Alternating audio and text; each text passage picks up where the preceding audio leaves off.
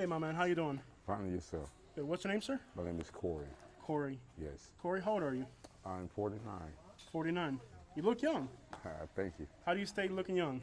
Oh man, God is good. Prayer, man. And I've talked to older people Yeah. before, and I asked the lady how did she look so young. She was like 70 years old, Yeah. and she looked like she was like 35. She said I ate something green every day, so You I eat try to healthy. eat something green every day. Okay, so you eating healthy. Yeah. Okay. Where are you originally from, sir? I'm originally from Miami, Florida. Miami, Florida. Yeah. You were born in Miami? Yes. Okay. And you're still in Florida? I'm still in Florida. Okay. How old were you when you left Miami? I went back and forth from high school to college and all that different type of stuff. Then I veered off and went up to Grambling State on a wrestling scholarship. Gotcha. Even though academically wise, I was there. Okay. Yeah. So how far do you get with your education? Oh, I completed. You completed Yeah, a bachelor's degree. bachelor's degree. Yeah. So you have a bachelor's degree, but you are homeless right now. Yes, by choice. It's more like a pride thing, um, like a walk of shame with family. Understood. I come Understood. from a family stature, principle, morals, spiritual, very, very, very spiritual. And just not walking in the line that I was raised. So, and pride, you don't want to go beyond people. You know what I mean, asking for anything, even though it was there. But nah, you when you grow up and become a man, you tend to do things on your own. This has been a struggle, but not much of a struggle, but a struggle. Understood. So what neighborhood in Miami were you originally from? Carroll City, but they Carroll call it, City. they call it, Miami Gardens. they call it Miami Gardens now. But I'm a 70s baby, so it's going to be Carroll City. Carroll City. I know the place. Yeah, There's a lot of Dominicans there now, yeah, a whole lot. a whole lot. Yeah. So tell me a little bit about growing up in Carroll City. Now I don't know about this place, but I've seen Rick Ross and all those music videos, with the big donks and all that. Like Miami culture, it's a very important place for Miami culture. Tell me a little bit about Carroll City. Well, I'm one of those dunk riders. Um, I've had quite a few toys in my lifetime. Oh snap! Yeah, quite a few. All right, so what is a dunk? Tell people what a dunk is. A dunk is like when you have an older Chevy model car or a Pontiac or anything like that that consists like the 70s, 71, 72s. Stuff like 71 that. Yeah, to 76, so yeah, the originals. it go, yeah. But even now, people call like a 96 Impala a dunk too. Yeah, but they're not dunks. They're not a true dunk. Gotcha. Yeah. So, tell me, like, out of all the cars you've had, what's been your favorite? Oh, my favorite was a Pontiac Bonneville. Laying down, I had also a four-door Pontiac 79 box style. You put your rims, your music, you get the interior done, you paint. That's when you have a little bit of money, but when you ain't got no money, you can't do it You like can't that. do it like Nah. that. Okay. You do the paint and everything too? Yeah, of course. Got to have a paint job, but most importantly is your engine. You got to be okay. running hard.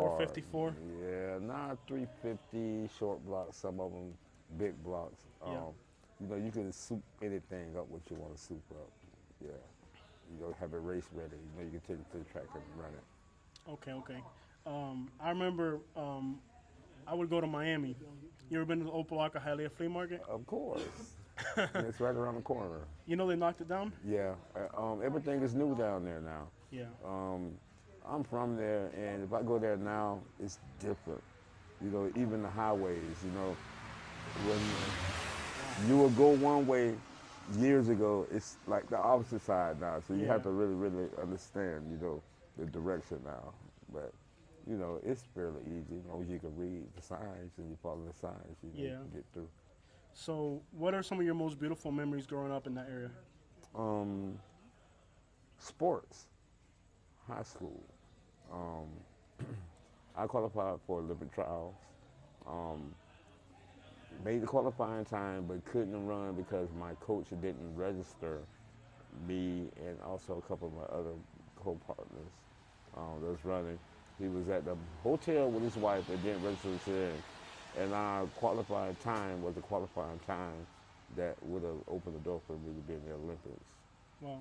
Yeah, so when that happened, that like put a real big toll on me. I mean, For a lot of people living in like in the hood, it's either sports or rap. Like people don't see a lot of ways out, but you did choose an academic route. Yeah, of Okay. course, yeah. I grew up in a family of education. My mother was an educator for over 40 something years and up until she retired. Um, my aunts and a couple of my uncles. I had an uncle that was the regional director of Department of Corrections. So I got my education in criminal justice. Okay, gotcha. So now you are on the streets. Life is difficult.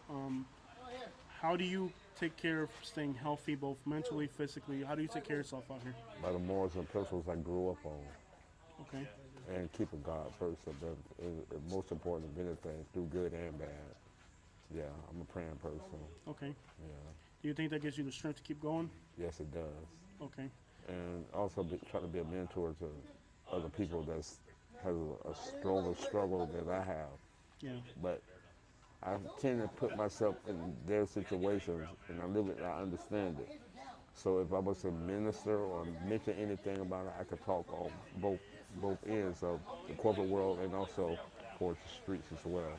understood.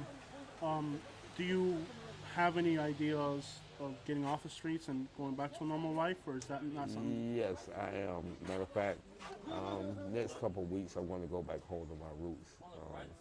I've lost some family members, and it's hurting. I don't want to just be caught up like that. I have children, grandkids You have now. grandkids. Yeah, so Okay.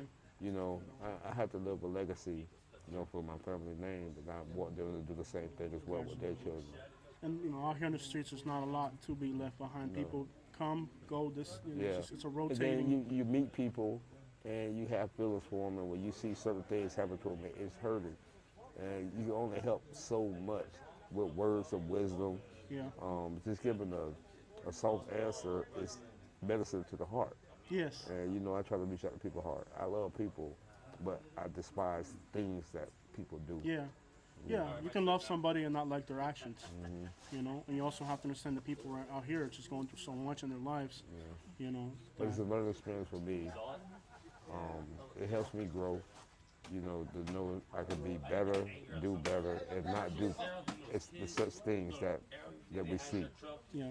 Like the background of the last interview was a fight going on. It's crazy. Yeah. I know. You know. Yeah. I mean, fights out here is normal.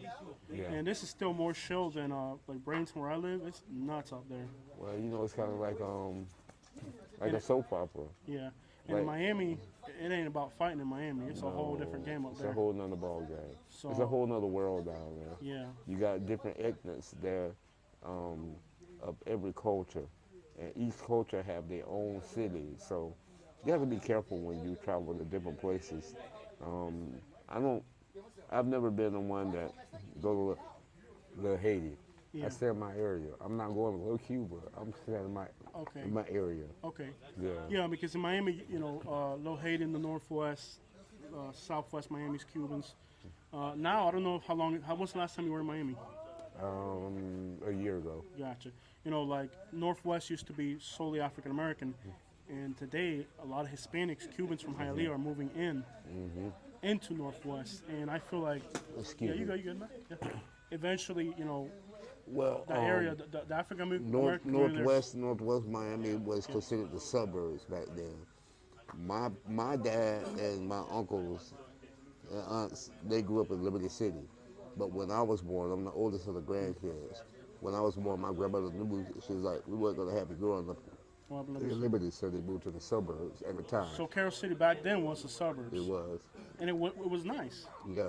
And even today, what's crazy about Carroll City is you go there, the houses are nice. You good? Yeah. voice. I'm good, man. I got you. Okay. Carroll City, the houses are real nice, beautiful looking area. You will never imagine how dangerous it is. No.